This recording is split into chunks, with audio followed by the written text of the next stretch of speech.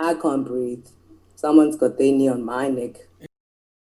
Hi, welcome to the second episode of Talk That Talk. My name is D.A.P.H.N.E Rudolph. I am the creator as well as the host of Talk That Talk. I would like to introduce my guests for today, Leon Bosch, world-class virtuoso bass player, and Ncebakazi Mnukwana, music education lecturer and African musician. Allow me just to introduce the two of you. I'm not sure if you have met prior to this. So, Ncebakazi, this is Leon Bosch. He is a world-class virtuoso bass player, and Ncebakazi is a music education lecturer and also an African musician at the Bosch University. So, welcome to the both of you. And Thank you. thank you so much for being on my platform and for being a part of the conversation today. You were my first Black lecturer ever. And we had isiXhosa in high school. And there was a white teacher who was teaching an indigenous language. So my first encounter with a Black academic was at Stellenbosch University. And I thought, wow, what an amazing person. My first class with Ncebakazi was world music, and you absolutely blew our minds with that. And that was one of the most memorable lectures we ever had. So when I started to speak to you within a personal capacity as to how you experienced being a Black woman in a Eurocentric and especially white space in Stellenbosch at the Conserve, it was really shocking to me to hear how you were just treated as a woman and as a Black person still in South Africa. Okay, hi. I came a generation after that, after the permits, after 94, after Robben Island, the walkout from Victor Vista by Nelson Mandela. So we were on the receiving. But obviously, I'd been in Cape Town for a very, like, I'd had a connection to Cape Town because my brothers and sisters were at school here. And, you know, when I got to UCT, it was all about why you speak English the way you do. And it is about this erasure and colorism that you speak about. But also the reality of South Africa. I remember walking down Kloof Street, and this was at the beginning of, there was the freshly ground euphoria in Cape Town and the multicultural bands and post-Mango Groove. And I remember seeing a picture of African woman, Xhosa woman, with a tuki, and she was walking along a corrugated iron. And I said, unfortunately, that is just the only image that people in South Africa have of a Black woman. Yeah.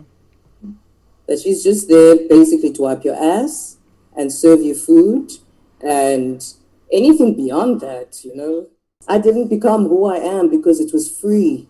I didn't fall on any lap of anything. Our government and even an organization like the ANC has been based on getting people to rule from the royal aristocrat, to form these parties, to bring the land back. So we were dispossessed. And the aim was really to get back what was ours. And the ideas of seeing Nelson Mandela coming out of prison, the idea of having the Rivonia trialists, all those things. And I mean, King Sabata's body coming back to South Africa and being reburied, and all these things, they speak to our identity as who we are, as the South Africans who are indigenous to South Africa. There was a screening of Winnie, and just to see how the image of Mandela, how he was romanticized and how he was used as the quiet Black, the one who complies. You've gone through so much, so don't say too much that causes an uprising, because that's not what we need right now. We need to be a united front. And exactly because of that reason, we have people who are still angry today. Not just, they have been displaced. They are angry because we've not had these conversations. We're having these conversations at, I think it's now 26 years since liberation, and we are only having these conversations now. People are only now feeling confident enough to say, I'm sorry, but what you just did was racist.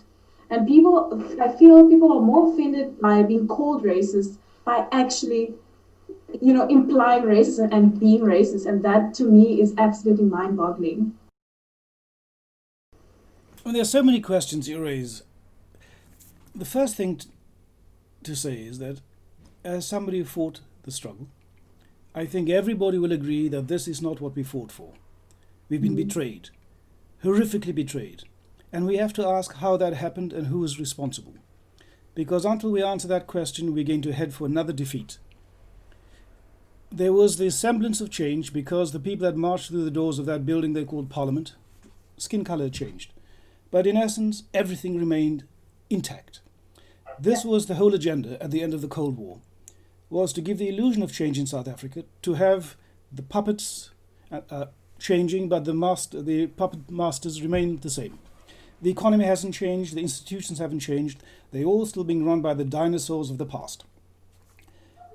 South Africa is more profitable today to the corporations than at any time in history. Something very tragic happened just in the last few days to South Africa again. They signed for a loan from the IMF. Another loan. The first one, which was a crime, was the one that Mandela signed. And this one is even worse. It means that South Africa will be a slave to the international monetary system forever at this rate. And I think that we have to understand what it is that needs to be done in order to achieve what is euphemistically called liberation, and what it is that our responsibilities as individuals to make it possible. The first thing is political understanding. Now, you'll probably know that when I left South Africa, one of the first things I did after I'd established myself in music was I went back to university to study international relations, because I wanted to understand whether I really understood how the world worked and South Africa's place in it. And of course, my thesis was written about South Africa just before the elections to predict who was going to win and what would happen 20 years down the line, and also to advise the British government on what their policy should be towards the ANC. And I'm sorry to have to tell you that I was right. But I have to say that if in 1994, 95 or 96 I had suggested that Mandela was a traitor, I would have been shouted down. But I think everybody is beginning to realize that a monumental hoax has been perpetrated on the whole of South African population. And I think there's anger, justified anger. But the other danger, of course, which you must realize, is that this question of racism has begun to rear its ugly head. Sometimes I read the South African bulletin boards and the newspapers and things, and I'm really horrified by some of the comments. It is almost as if I'd stumbled upon the Ku Klux Klan bulletin board. The overt racism, the language, it is horrific. And something really needs to be done in terms of perspective and understanding. Look, there's room for everybody in the world. We have this little fragile planet in the cosmic darkness, and it's about time we learned how to get on together. I mean, it's true that we've somehow got a warped experience of what kind of country we really wanted with the liberation. But yes, those were politics of liberation, and currently we do have the erasure, and actually just the erasure of the narrative of why we needed freedom. Yeah. And unfortunately, it's at someone's convenience. Anything that is midterm or short term that fails, then it's all about how the ANC is failing, Exactly. And yes. Everything has to be that the black man is failing, basically. Oh yeah, that's the narrative. Join political parties Yeah. to scavenge black people and the wrongs that they do. This country was built on corruption. Yeah. Look, you're right. Corruption It didn't was start built yesterday. on all those moral values that people think South Africans, especially black South Africans, have lost. That's how we were dispossessed. We were people who were living the land and using the land, and then all of a sudden we had to pay tax. We had to pay a poll tax. And that was during the Enlightenment, when Nazism was coming in Europe in the late 1800s. That is when we started suffering the most. Yeah. Our leaders were incarcerated, our chiefs were incarcerated, and it was the Christians who became militant. All that music we get in our churches, all that music that talks about what a great South Africa we're going to be, FAK, the pride of some other groups in this country, that is their music, their lead song about who we will be. It does not include others. There is an erasure of Ham, there is an erasure of Arabic in all the languages. And all these connections are building up because there's an earthquake in Bali. And all of a sudden, there are Danis, they're covered up in Dukis, and they're also called Retief. So we are not aware of our post-colonial state, the actual post-colonial state that we are living in, where we have the technology, we just don't have the content anymore. So where do we take our country? What is our content? In every instance, let's commission a black person to write a classical piece for that. Let's commission that one to do that, to appease. What is our true stories? And we're not getting back to our true story because it's going to be cultural. It's going to be separatist. I mean, I agree with you, but I think it's important in music to realize that music is the expression of human life in sound. Period. No ifs, no buts. As a classical musician, I have no problem with expressing myself in the music that I play, the music I commission, and the music that's written for me. It is other people who have the problem. I think you will find, if you talk to some of the young musicians of the Miyagi Orchestra, for example, when they travel, Europeans, Americans, everybody will express surprise. Oh my goodness, you're the wrong color to play the cello, the bass, or whatever else. I don't have a problem with music, with jazz, with R&B, with classical music, with Beethoven, with anything. It's an expression of human life in sound. We have to, first of all and foremost, understand. The other thing we have to understand that history didn't happen yesterday. The human journey has been a very long journey. And even if you wanted only to go back 100 and something thousand years or 70 something thousand years, there's a long journey and we stand on the shoulders of those who went before us. In music also. But everything we do today is built on the experience of the past. We have to understand that. And we can talk about the future in a second, but fighting one's way, I suppose one has to remove the scales from one's eyes to see things for the way they really are, and rather the way one would wish they would be. And through the fulfillment of every human being and their potential has to be the aspiration for all of us. And what is it that we as individuals can do to help that process? Music, like everything else in our present culture, has become a fashion accessory. It's about careers, it's about earnings, it's about status, it's about all things that have nothing to do with music at all. I mean, I went to the commercial studios. Here the lockdown has unraveled a little bit and has been also released, and I've returned to the commercial studios. As you all know, Lynn, I played on all the James Bond movies, all the Harry Potters and, the commercial stuff. Yeah. But it reminded me again what it was like to be in the music business. Because during lockdown there was this idea that we were all going to return better human beings and we were going to care for the environment, care for each other. But actually the truth is, when we returned to work, everything was exactly the same because the system hadn't changed. The same sensitivities, the same problems, the same contradictions, the same lack of sovereignty for artists. So I know that you want to talk about music in greater detail, but the thing which came to me much more strongly during this time away from the profession was the idea of sovereignty. We like to talk about sovereignty when we talk about nation states. The idea that you have control of your destiny, you can make decisions to suit your interest and your needs. As artists, as musicians, how many people do you know who can exercise sovereignty over their art? Mm-hmm. And this is the thing that we have to fight for. The real sovereignty as artists, but also for art to be sovereign within the human experience. It's a part of who we are. It's an expression of our humanity. And it is subordinated to commercial interests, all sorts of other things, which it should never be. And then sometimes we're encouraged to pursue dead ends, discussions which are self-defeating. I know in South Africa at the moment there are lots of discussions with orchestras and other institutions that perform and commission, and of course it becomes a bit of a battle. And once one is shouting at everybody else, it's impossible. And the thing that I've learned in my life, with music in particular, and I've practiced this every day of my life, if you want to change the status quo, do not attack it head on. You're going to injure yourself and everybody else. Create a new paradigm which makes the old one irrelevant. So, for instance, in creating new paradigms, what is happening is black theology. Black theology starts to speak about a black Christ who walked the Middle East, and he didn't have blue eyes and blonde hair. But beyond that, it starts to speak about a Haydn who had the funkiest hairstyle. And then we're going to go back to really speak about the Moors and who civilized Europe. Yes. So that is where the root of erasure is, that in fact, that is what it's stopping us to do. In every country in this day, if they took over any spot of Iran, the first thing they're going to remove is the art on the walls. Why? That is the memory, the collective memory of the people, and that is what they have put and restored themselves.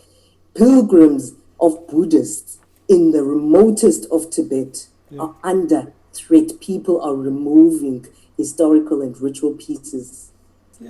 This art that gave Picasso because he was on holiday in Morocco. So who really owns the status quo? Who do we as the world, or who are we in debt to? Yes.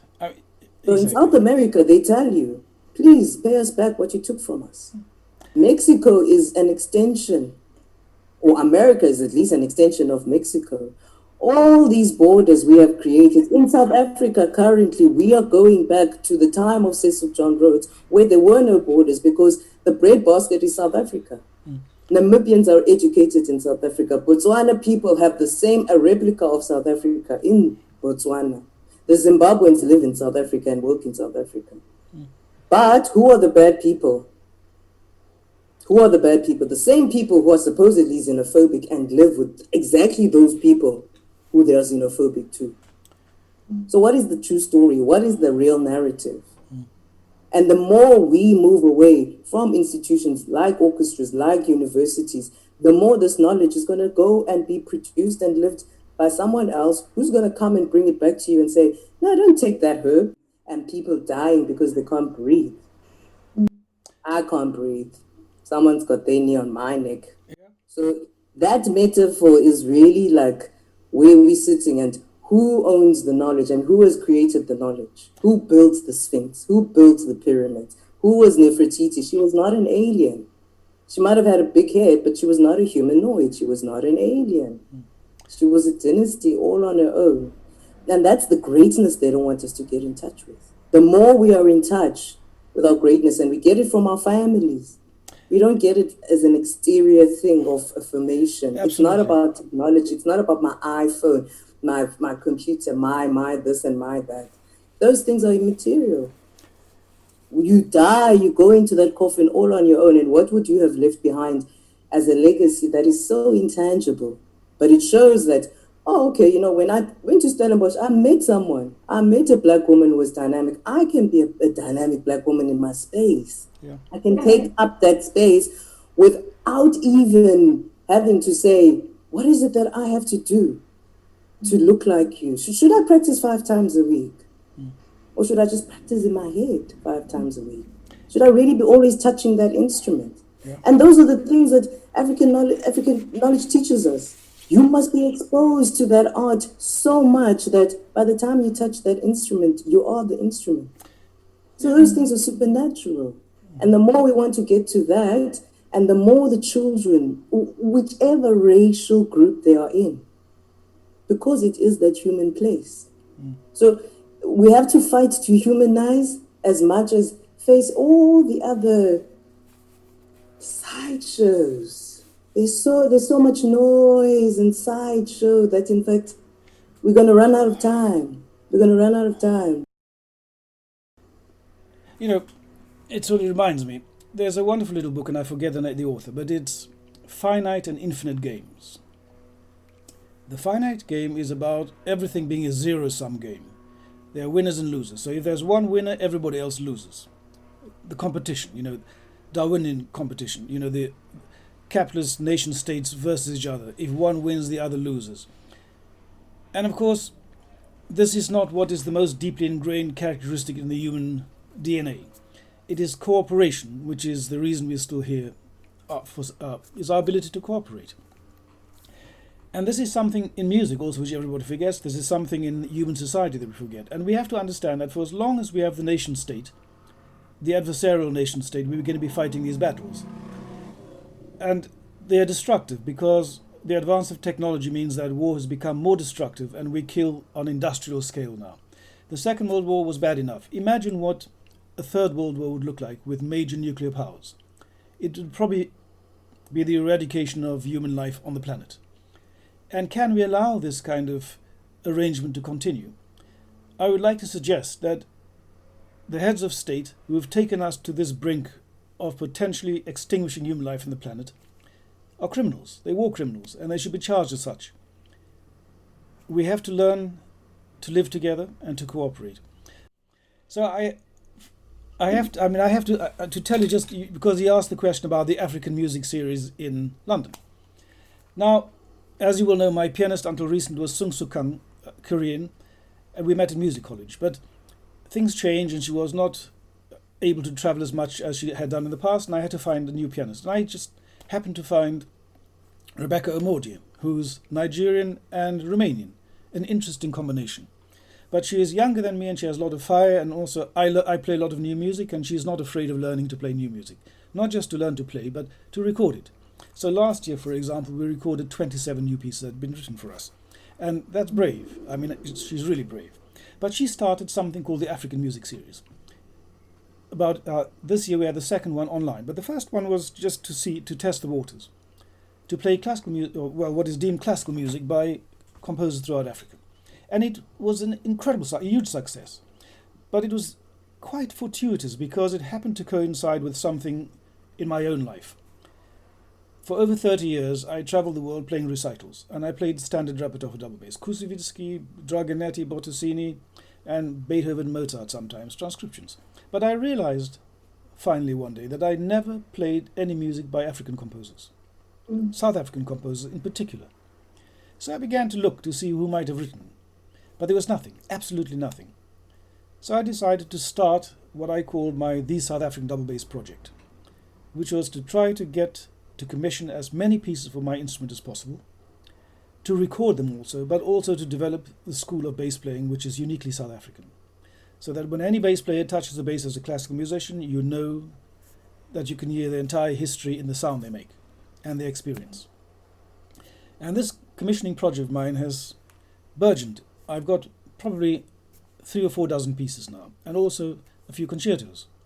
And I mean, just in the last week or so, I got a new piece written for me by Grant McLaughlin, whom you'll know lives in Cape Town. And it's a meditation based on Nkosi Sikelel' Afrika, the South African national anthem. And it's something I've been dreaming about for such a long time. I heard this piece in my head, honestly, for the last 10 years, probably. And finally, I have it, and it's written for me by Grant. It's going to become my signature tune, and I will begin every recital or end every recital I play with that piece. And it's one of the most magnificent. But I also have to tell you that my first CD of South African music, just called The South African Double Bass, will be released next month. You've probably seen a copy of it already because it uses the South African flag. And to me, this is like a homecoming. It creates something which never existed before. And we all have this responsibility. The music will be broadcast on radio throughout the world. People will get to hear it. It'll become popular. It'll become standard repertoire. And this is just one of my little projects. And the Nkosi thing was interesting because in Salzburg lives a cellist, Shane Woodbourne, with whom I played in youth orchestra when I was a kid, in South Africa, string orchestras. We lost contact for over 30 years, and then one fine day in Vienna, I accidentally ran into him, and we had a coffee. And I heard nothing more for another 10 years, and one day he wrote me to tell me that he was going to write a concerto for double bass. Was I interested? And I said, of course I would be. And I played the premiere of that concerto called Red Ink last year in the festival, the D.A.P.H.N.E festival.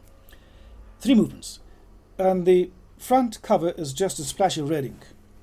That red ink is the blood of Hector Peterson, the first victim of the 1976 uprising.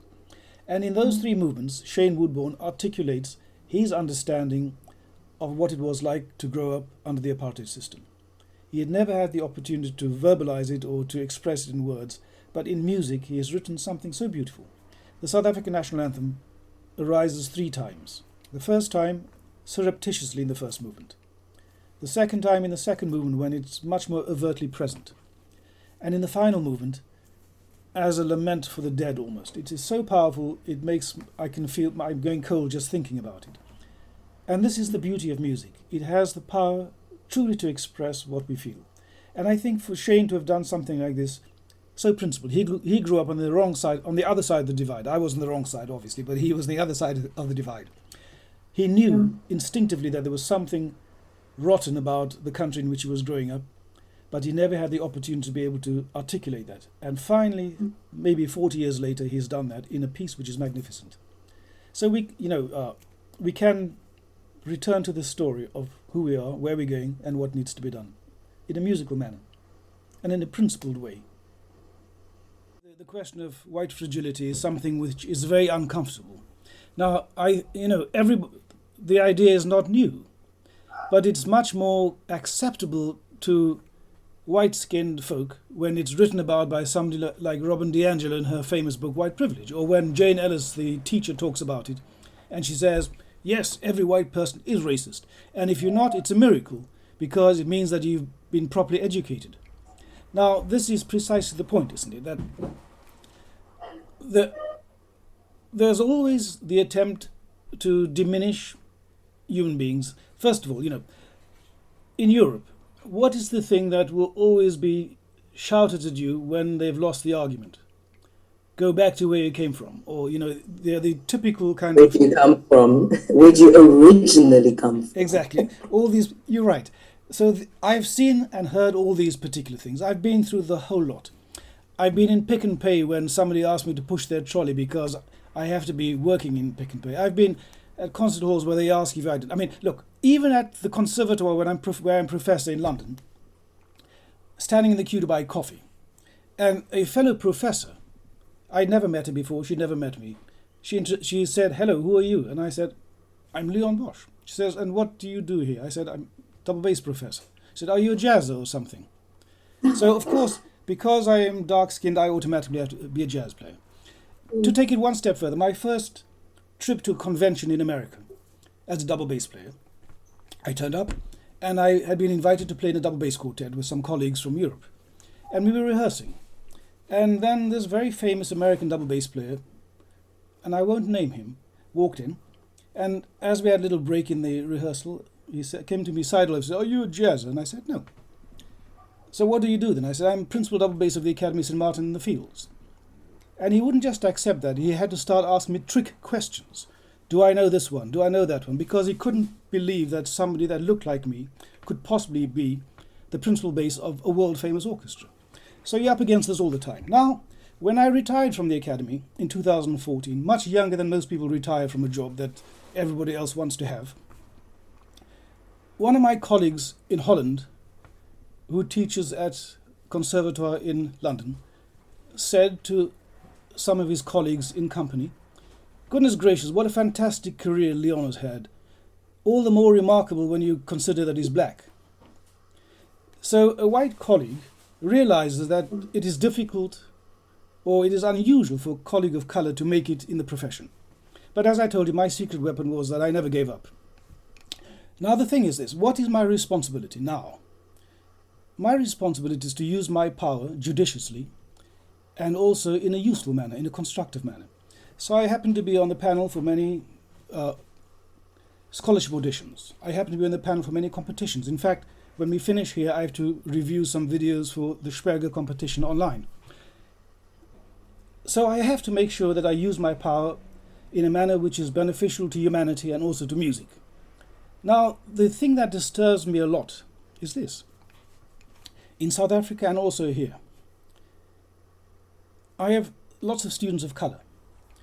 And often when they audition, they might not necessarily play as well as colleagues who've been through fantastic education, but I always can identify potential.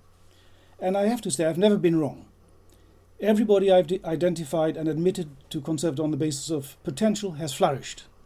In fact, not just flourished, their progress has been beyond remarkable. But this is the thing that always arises.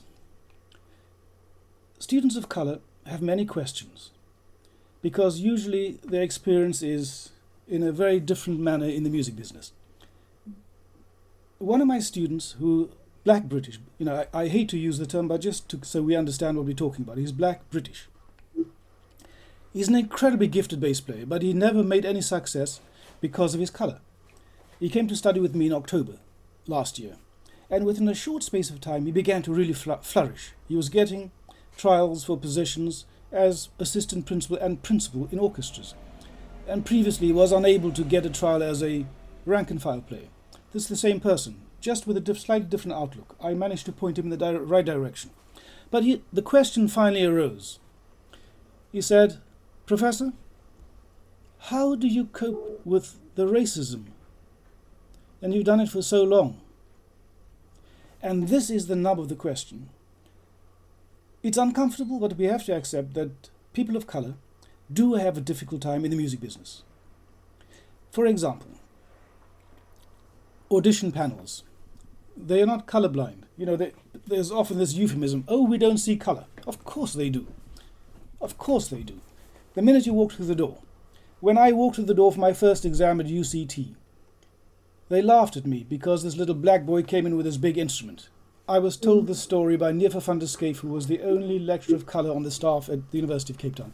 But I can explain to students how to survive this treacherous route and how to make their way in the profession. The other thing which is very beautiful now, I am on the jury for many international competitions, and when I have students that enter competitions, I know all the colleagues who are on the panels, and I let them know that some of my students are turning up to the competition, and they know that I will keep an eye out.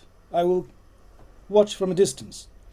And to explain why it's necessary to do this, one of the most gifted young bass players, South African born, that I have ever had the privilege to witness, not just because he's South African, but anywhere in the world, he was one of the most gifted players that I had ever seen. Unique. At the age of 15 or thereabouts, or 16 maybe, he went to play in a junior competition in Berlin. And he was awarded second prize. Not first prize. He was this much better than everybody else, but they gave him second prize. And they find spurious reasons why he couldn't get first prize. Oh, well, he didn't engage the audience well. They were always wonderful reasons. In the same way that when you walk through the door for an interview in university or for a job anywhere else, the panel that sits behind the table, they invariably one colour. And they will find reasons why you're not suitable. And that is the most dangerous form of racism. It is not the person who spits at you in the streets, or shouts abuse at you, or tries to drown you in a bath because you'd come to Britain to steal their women. You must have heard that this is one of the things that happened to me here.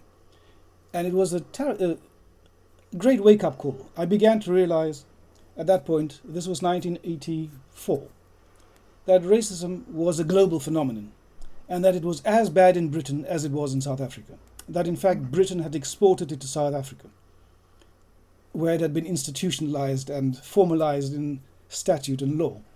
So young black musicians still have a terrible time trying to make their way in the profession. And, also women have a difficult time. It's not just a question of colour. So imagine that you, a woman of colour, you have this double problem to deal with. One of my... Leon, in the last 2 decades, there's been a sausage factory of opera singers, yes, who then can still go to the competitions, but they have to really have an accompanist to actually get them on points, on the notation literacy, exactly, on a lot of things that, in fact, you and I, we did them. Yes. We went to that oral tat. Exactly. We sat there and people were speaking stupid tone to us, and we took it and we left with it, and our parents came to the graduation and they knew deep down inside what we went through. Yeah. Do you know? However, yes, some of them now, I'm not saying that they have it easy, but it goes now to this idea of tokenism. Yes. Do we tell our kids not to go to Miyaji? Do we look down on Miyaji because everyone was looking down on UCT Choir for Africa, and UCT Choir for Africa was winning awards all over South Africa? They were conquering the old mutual series on choirs. Mm-hmm. So when we talk black excellence, who is sitting now behind that table? And unfortunately, Leon, the B.A.P.H.N.E is there. I said that, the people that walked through the doors of Parliament had a different skin colour, suddenly, but that every other major institution of power was still being run by the dinosaurs of the apartheid era. And that has still not changed. The central bank, all the major corporations, look at the listings, where are they listed? Mostly in London, and those in the Johannesburg Stock Exchange. Look at the boards of those. Now the question is this. You're quite right to raise this. Who are the next generations of me, the musicians, the bass players? And I'm happy to be able to tell you that I started teaching formally at the age of 25. I became the double bass tutor for the Knowsley Youth Orchestra near Liverpool. Now Liverpool is a working class area, and Knowsley is the poorest borough in the whole of the United Kingdom. But they benefited from a man who ran this youth orchestra. He believed that music should be accessible for everybody, and he hired the very best staff to make that possible. From that orchestra, I have many people that have flourished. They're in the profession. There's one person who is probably one of the greatest musicologists on the planet, and nobody's ever heard of him. In every orchestra I've coached, in South Africa, in Poland, everywhere in the world, I have touched musicians. And look, I don't do this to blow my own trumpet, although it might come across that way, but most days of the week I will receive out of the blue an email from some distant corner of the globe from somebody who will tell me, "Dear Mr. Bosch, I'm writing to tell you that I have just been offered the principal position in such and such an orchestra. And I date the change in my fortunes to that conversation you had with me on the steps of Stellenbosch Conservatoire, or the Glinka Conservatoire in Ukraine, or whatever." And this is our job. We have to touch the lives of everybody who represents the future. So, for example, I have a reading list for young people. My students don't just get instrumental lessons. They get lessons in philosophy. They get to learn a global perspective. They get to understand the world. I talk to them about strategy. I give them a business plan.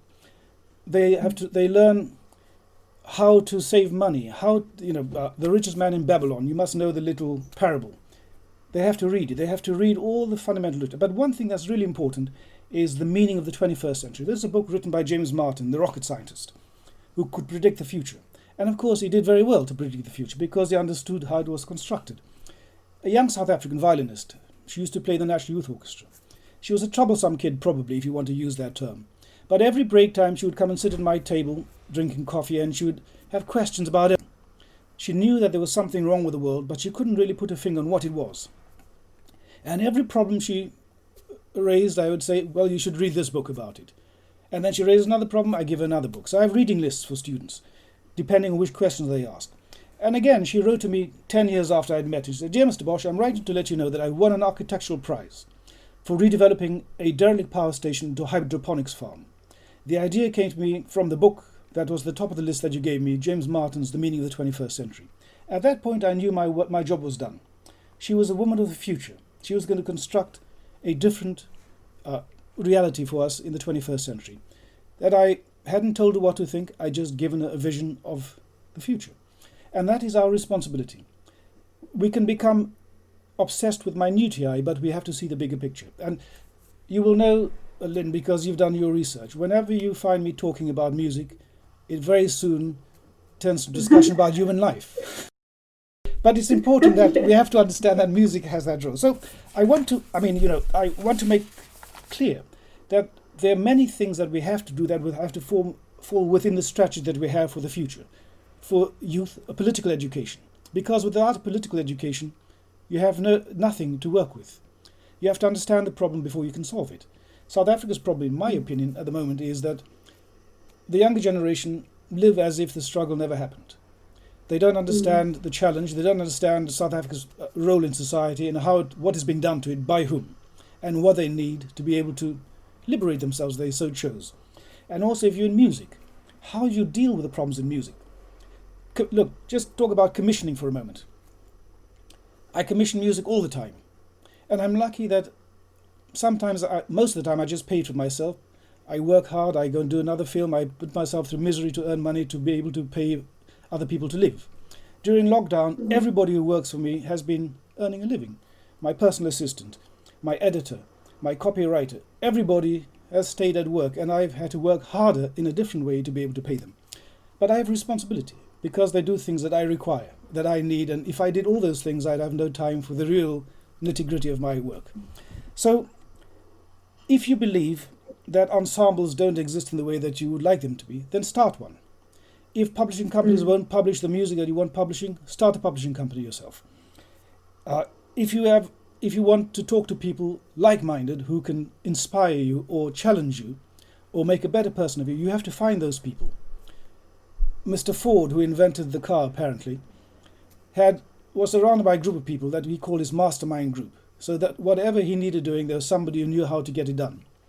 The engineer, when he said, I'm going to make a car, and the guy said, it's not possible. He said, look, think about it, because I have to find somebody else who can do it, if you can't. So you have to surround yourself with the people that can enable what it is that you want to happen. Music, I mean, I write as well, as you know. I get published as a writer. I write about music. And it's not enough for me to complain that Gunther Pulvermacher wrote all the books about Beethoven or whatever. I also have a responsibility to do this. Just think, the struggle, the South African struggle. All the films about the struggle and all the books about the struggle are made by white South Africans. And the story that gets told is their story. And then you have to ask yourself, so the publishing houses commission those writers, not the people that lived through the struggle. And of course, history is going to be airbrushed. So if we want to be sure history isn't airbrushed, then we have to fight a little harder.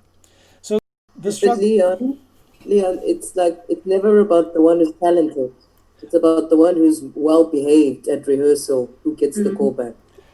So now, where are we pleasing and where are we not pleasing? Because we're not dealing with like music is not about it's not a marathon. People. It's about the most autistic, bipolar, whatever range of... I hear you. I understand. Trajectory to go on. People need it for those reasons. So when we always try to curate it and manicure it according then to that. Should we wear the tux? So should we, like, I don't like my ensemble dressed in black and they play African music. Like, are they going to a funeral? Exactly. You have to make, for example, we all go through, I have a fantastic social experiment in the United Kingdom here because I have two sons. One looks like me and one looks like my wife who's white British. So I have two boys that look completely different and they have a different experience of life in the United Kingdom. And I had to develop a strategy for Jonathan the younger early on in life because he became very withdrawn at the age of about 10 because he'd suffered some racial abuse. And then at the age of 17 or whatever, as an innocent young man who just got his driver's license, driving his car with friends in it, came home, then had an altercation with the police knocking on our door at 5:30 in the morning to try to just harass a young black man. And I had to give him the lecture about what it is that he's going to face compared to his brother Alexander, who can do anything. Because when this question of what's the difference between being white and black in the world. When you're my colour, you have to be careful. You're going to be stopped. You're going to have all sorts of things happen to you all the time.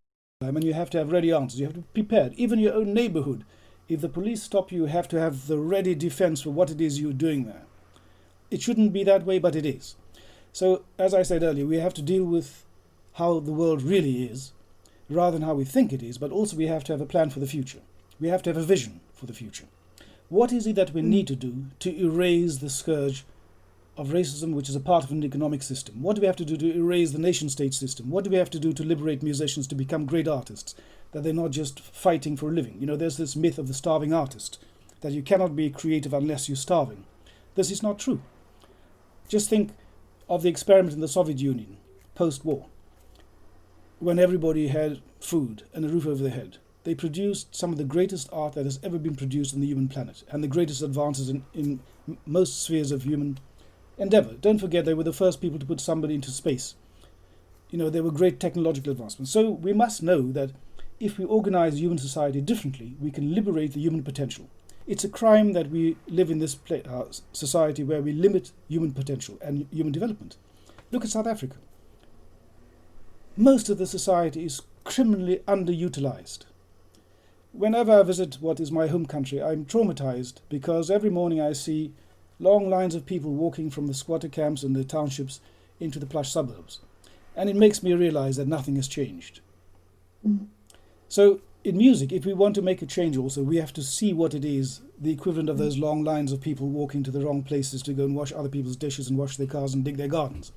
We have to be artists for its own sake, because it matters. And as I said, now that I've worked non-stop 12 hours, 24 hours a day for the last, I'm 59 years old, and I can honestly tell you that I've been a workaholic since I was born. But I have a little bit of influence, and I have to use it well. I have a little bit of power over young people's lives, and also I can shape their lives and point them in the right direction. I can also recommend them for scholarships or take commissions. I just wanted to make this final point. I'm sorry I talk a lot when I talk about music because I love music so much. But the process of commissioning music should not be bureaucratic. And in some ways, South Africa is actually better at it than a country like the United Kingdom. In the United Kingdom, if you make an application for commission funding, you have to fill out forms equivalent to the size of a Bible. It is just bureaucratic beyond belief. I've done SAMRO a few times and the National Arts Council of South Africa, and actually, however bureaucratic that might seem to you, it's actually not as bad as here. But what I've learned in this process is that the composers with whom you share a political outlook and also a perspective are the ones that are going to write for you because they believe in you. And you have to live with them forever, not just for the duration of when they wrote the piece or for the first performance. You have to believe in them forever because they believe in you. The composers that write for me write because they understand how I play. They almost understand my psyche. They know what I'm going to play well and why I'm going to play it well. And I have lots of great relationships with enormous amounts of composers in the United Kingdom, in everywhere. In South Africa, I have also a good relationship with many composers, but there are some very terse ones. And it's because a lot of composers of colour in South Africa, I have to say, are fighting a battle. And they've not really always worked out what is the best route to getting to do what it is they wish to do, because they have to fight so hard just to live, or just to exist, or just to be recognized, or just to be seen as a musician, a worthy artist, or anything else. And money, of course, is a big part of that problem also. So as an artist, it is my responsibility to identify all the young art. For example, I have a whole host of young South African composers living all over the place. In America, in Europe, in South Africa, everywhere else. And I have written to all of them to invite them to write something for the double bass, because I want something from every generation. And it's something that has to continue. Also, I'm encouraging every single young bass player that I've ever taught in South Africa to go away and commission one of their friends who's a composer to write something. So that is not just a kind of one-off, prestige vanity project, but it's something that is enduring and durable. Just think, for example, Rubinstein in Moscow, when he ran the Moscow Concert Society, I think it was. Every concert, Soviet artists had to play one new piece by a Russian composer or a Soviet composer. And thank goodness he did that. We have such incredible music because of that. And we have to have similar strategies for ensuring, in a framework, something that is going to make a permanent change to our musical lives, to the musical life of the future. For me, I think, we are talking about the human conversation, and we're really talking about mentoring, leadership, and creating our own timber that will be free to express the transitions that we live in. And there are many transitions that we live in. It's a repetition of history, it's new things. So music in itself, there is a bit of a generation X where there is a Bermuda Triangle in people connecting the dots. So we can talk about how everyone after the 90s, really, music became this digital world, and what DJs do, what happens in the club scene is the only music that young South African people are interested in, unfortunately. And we need to take knowledge production back. We have done it in the poetry scene. We've done it in film. We've done it with telenovas on television, where the story is South African. It can be a freak show, but it's still South African. In music, the platforms, it sits on that, are you a jazzer, are you a jazzer? And that the people who claim the music to be theirs, they've never ever actually owned anything. Yes. Let's look at Bach. He's as rural as they come. The guy had 22 kids. Exactly. Okay, so he's not really all that is the cheesecake and those chocolates that you get from Salzburg. He's not Exactly. that. Yeah. He's not that Austrian, and we need to stop doing that, because that's where the classism is coming out. Exactly. Yes. And the racism now is shifting from being race and being colorism to being that, in fact, oh, who do you study with? Oh, yeah. And that question has always been there, but it's like, are they actually a good teacher, or they're a good Yes. performer? Yeah. Are they a sage, or can they actually transmit, the knowledge in itself? And those are the people that matter in the long run, because those are the people who can make a difference. It's the CA who's going to go back into education and say, I'm going to teach you the ethics of being a good accountant, so that we don't have things like Steinhoff. We don't have things like Yes. all that corruption that is happening with the Deloitte and the KPMGs of the world, that in fact, what is exactly happening, and with the Industrial Revolution and the computer coming to be our ethics, be our truth. So who are we handing over this planet to? And this is where the responsibility and the social contract that Leon talks about, that we are going to suffer from those consequences. If we are the ones who are not teaching discipline, if we're the ones who are not teaching the commitment, system is bad. South African education is bad. South African education is actually one of the best. It's the same as they have in Australia. And in Australia, they're the ones who are producing the most published online work, Do you know? most published articles. You're absolutely right. They have outcomes-based education. When they talk at workshops about outcomes-based education, they don't have the scum that we have. That is what it is. Our problem is shame. And shame is a deep scar. It's a huge scar, because it tells you not to talk about what's bothering you, and then it tells you not to participate in your future because you have the shadow of what's bothering you. Do you know? Now you must have the shame of walking into that exam room, Yes. but you must also push. You must go chest in. You must push. And when they laugh, you must remember who's going to have the last laugh. You must always remember that. Because people, whether they are your race, whether they are your friends, they will always dim your light. Yes. This is why it's a human conversation, is that who is dimming my light? Who is making sure that my candle is not being left in the wind? Yes. And you will find that it is about family, it is about community, it is about everything. So your energy, and if you respect your energy as an artist, you will tread better around people, because you don't want your creative expression to be cut short. But everyone else wants to dictate this kind of creative expression, what it should be, what music, what we should subscribe to. So we take that layer off of power and we establish that, oh, really? It looks like our culture has like a lot of black inventors. Remember, they don't want you to shine. It's true. Yeah. They don't want you to be comfortable with your greatness. Why should you be comfortable? Because the minute you're comfortable, you're going to say to the next person, "That's not my problem. I don't own that. I don't own your white privilege. I don't own all these anxieties. I don't own that your instinct says, be scared of me when you see me at the mall. I don't own the fact that you ignore me and you smile at me in class when I see you at the mall, Lynn. I don't own that. I may experience it. It may have. It's happened to me all my life. So ask me how thick my skin is when you do those microaggressions. I just put them on a logbook, and like the internet, I don't forget.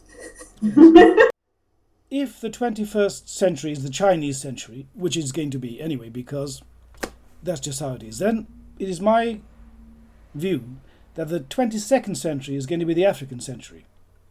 And already we see the signs that this is going to happen.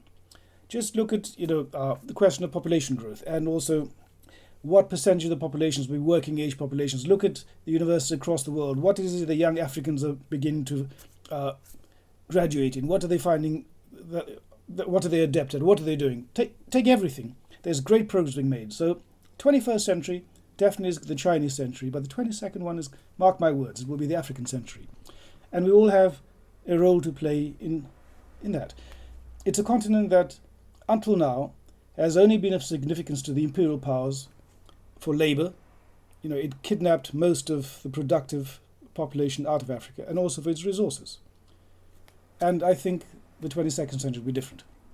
That this is just an indication that representation matters. You two are two people of color that have come into my life at a stage where I never thought that I could see influential Black people in the industry. So this just shows how important it is. I don't think that if I had not seen the two of you, that I would have the courage and I would have the confidence to raise my voice and to create this platform. And I can hopefully encourage and motivate and influence other Black individuals and young individuals that you don't actually need the white permission, not only the white permission, you don't need permission from anybody else, because as we know, people benefit from our insecurities, as you've just said, Ncebakazi. So I really just hope that what I'm doing and what you are doing will trickle down to the next generation. And this is a clear indication that it is, and what we are doing is working. So thank you much for this conversation. It has been absolutely wonderful. We will never be done with this conversation, Exactly. not even scratch the surface. But thank you just so much for your time and willingness to be on my platform. Thank you so much for watching. If you have enjoyed this episode, please don't forget to like, share, and subscribe to my YouTube channel as well as my Facebook page.